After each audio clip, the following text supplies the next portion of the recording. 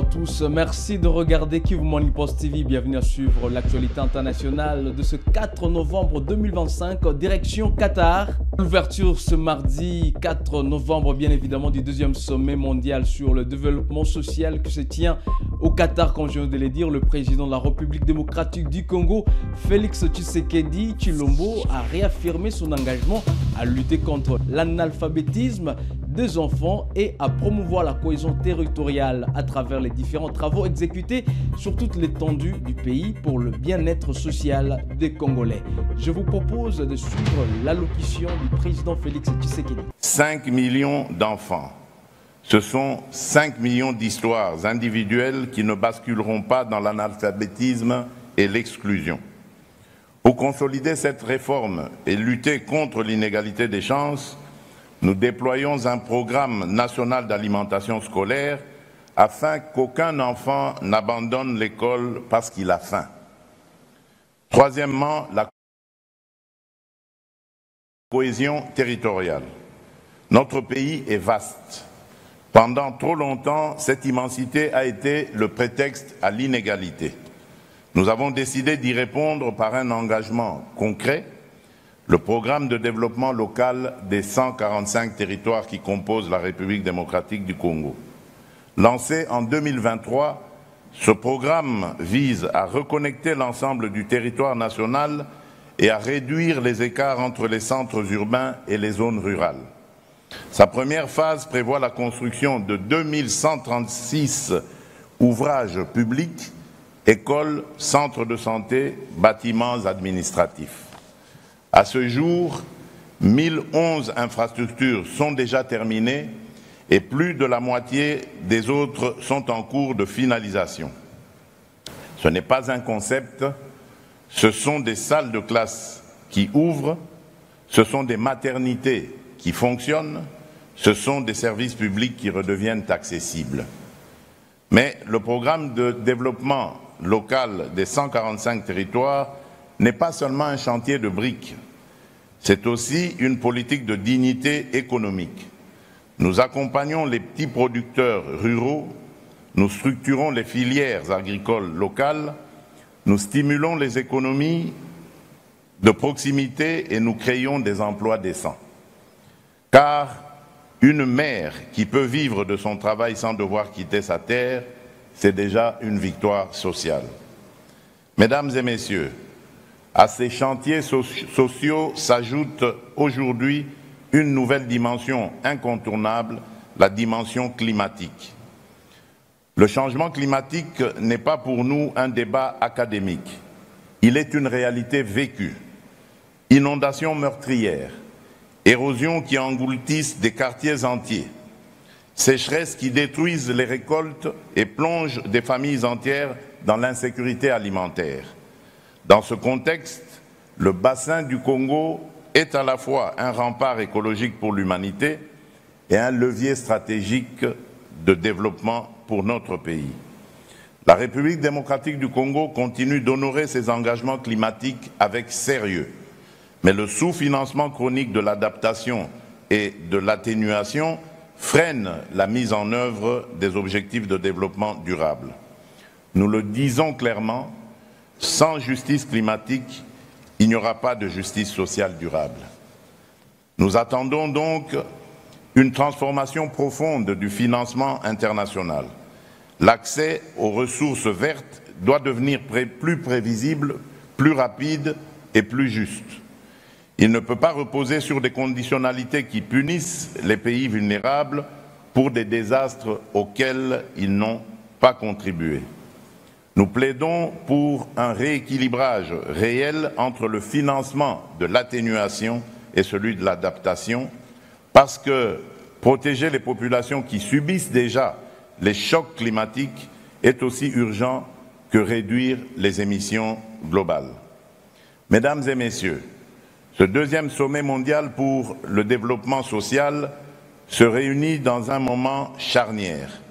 Nous faisons face à des transitions simultanées, démographiques, environnementales, numériques et économiques. Si nous échouons à les gouverner de manière juste, elles deviendront des facteurs d'exclusion supplémentaires. Si nous les maîtrisons collectivement, elles peuvent devenir des accélérateurs d'équité. Le développement social ne sera crédible que s'il est vécu dans tous les territoires, y compris les plus reculés, y compris les zones meurtries par la guerre. Ce que nous construisons avec le programme de développement local des 145 territoires est une méthode que nous offrons au débat international. Reconnecter le pays par la santé, l'école, l'administration, l'activité économique locale et donc restaurer l'égalité républicaine dans l'accès aux droits. Ainsi, nous avons besoin d'une solidarité qui ne soit plus verticale, donateur d'un côté, assisté de l'autre, mais d'une solidarité fondée sur la reconnaissance mutuelle des responsabilités et du droit à la dignité souveraine de l'État, de chaque État.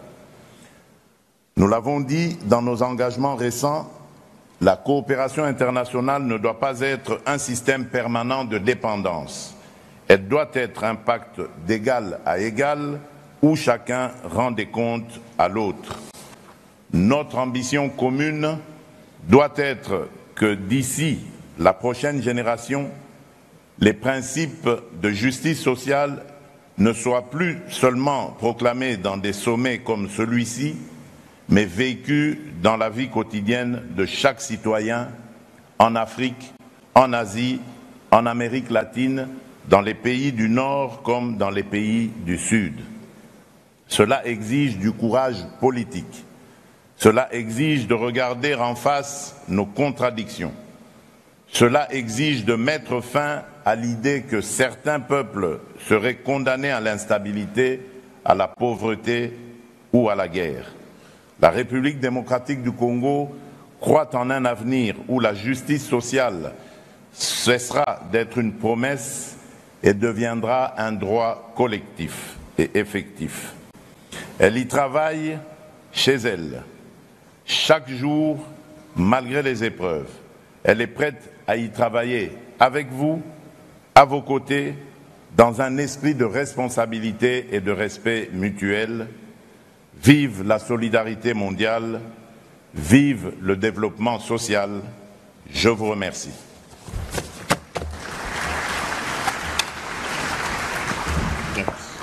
Pour sa part, le président rwandais Paul Kagame estime que le succès dans la lutte contre les maux qui rongent l'humanité passe par la valorisation du capital humain. Il a souligné que chaque décision politique doit tenir compte de la qualité de vie des populations tout en écartant les pratiques obsolètes et en recherchant un équilibre bénéfique pour toute l'humanité. Regardez. Avec des millions de personnes qui ont encore des difficultés à joindre les deux bouts. Ces difficultés ne sont pas nouvelles, mais nos systèmes de gouvernance n'ont pas évolué suffisamment rapidement pour les régler. Le développement social est un travail constant qui exige de nous de nous adapter. À l'heure actuelle, la priorité est de continuer d'avancer dans le bon sens et de construire sur ce que nous avons déjà obtenu. Le succès dépendra de nombreux facteurs. Mais le plus important, c'est de maintenir au cœur le développement du capital humain. Pour avoir un développement durable, ce développement ne peut pas être délocalisé. C'est une approche qui est au cœur de notre transformation. La protection sociale, la participation des communautés et la responsabilité, autant d'éléments ancrés dans notre gouvernance. Chaque décision politique de nos institutions tient compte de nos efforts pour promouvoir la qualité de vie. Nous devons aussi redéfinir notre approche au partenariat. Trop souvent, la coopération mondiale n'est pas équilibrée. Nous devons mettre de côté des pratiques obsolètes qui écartent la majorité du monde. Si nous voulons que les accords multilatéraux soient efficaces,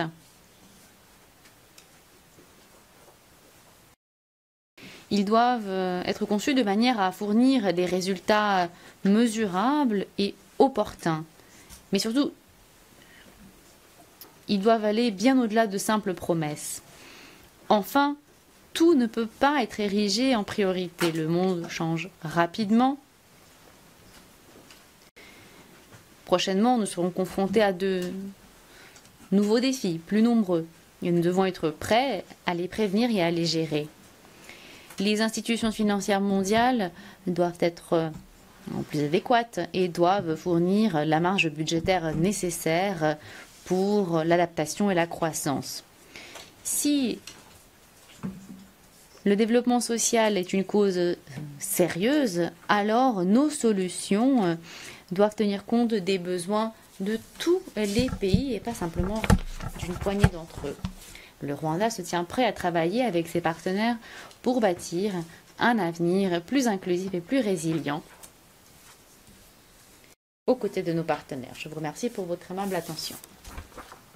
Prenant la parole, le secrétaire général de l'ONU, Antonio Guterres, a rappelé que le véritable développement ne concerne pas la prospérité de quelques-uns, mais les opportunités pour le plus grand nombre. Selon lui, le sommet mondial pour le développement social est une question d'espoir par l'action collective dans un contexte marqué par l'incertitude mondiale, les divisions, les conflits et les souffrances.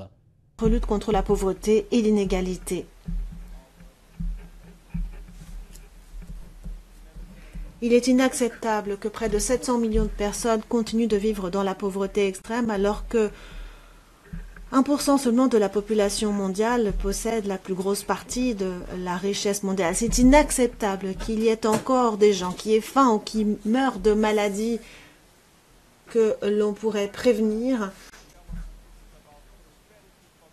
Et c'est inacceptable que près de 4 milliards de personnes n'aient toujours accès à aucune forme de protection sociale.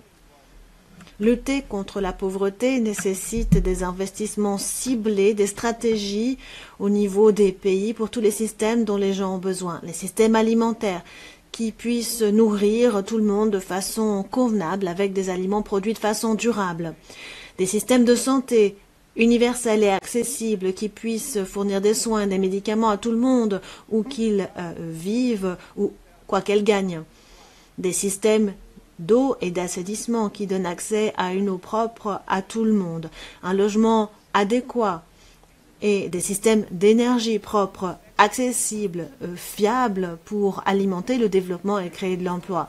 Des systèmes d'éducation capables de former tous les enfants, toutes les personnes et leur donner des compétences utiles et également des systèmes qui soutiennent les enseignants. Des systèmes de protection universelle qui soutiennent les gens lorsqu'ils en ont besoin et des données fiables et ventilées pour mesurer les progrès.